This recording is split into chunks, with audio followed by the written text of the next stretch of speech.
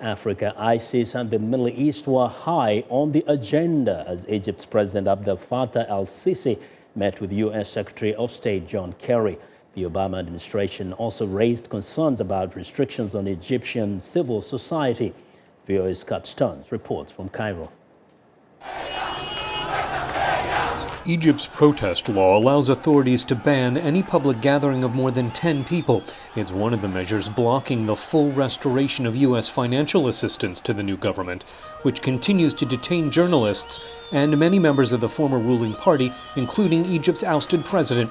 Secretary Kerry says such restrictions on civil society continue to be part of his talks with officials here in Cairo. The foreign minister and I also discussed, as we almost always have, the essential role of a vibrant civil society, a free press, due process under law.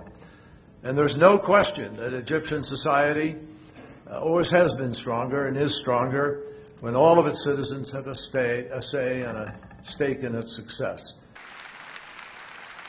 Former General Abdel Fatah al-Sisi led the coup that toppled Egypt's first democratically elected leader and was then himself elected president. He told the UN General Assembly last month that he's committed to reform. Our aim is to build a new Egypt, a state that represents the rights and freedoms, honors its duties, and ensures the coexistence of its citizens without exclusion or discrimination. A state that respects and enforces the rule of law and guarantees freedom of opinion. Yet some say al-Sisi must do more to show he's serious about those reforms. American University professor Akbar Ahmed. General Sisi has to very quickly establish himself as a wise, sensible leader if he has to gain any credibility in the near future, because otherwise he will have to be constantly battling this reputation of having come in as a military dictator at a time when it seemed, after the Arab Spring, that the time of the military dictators was over. Many members of the former ruling Muslim Brotherhood remain behind bars, as do other critics of the al-Sisi administration. Human rights lawyer and former presidential candidate Khaled Ali says President al-Sisi is misusing the law. For example, people took to the streets to show support for Sisi. Others took to the streets against Sisi. Those who were supporting Sisi were protected by the police and could not be touched, while those who were protesting against him were arrested.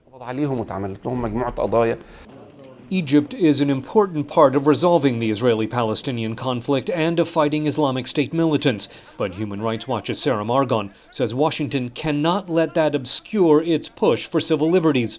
Down the line, having human rights, basic fundamental freedoms, expression, association, assembly, those are all integral to national security. And if you look only short term, you're much more likely to cloud the longer term prospects for peace. As Cairo tries to broker a more lasting peace between Hamas and Israel, U.S. officials say Egypt's leaders must also meet the needs of their own people.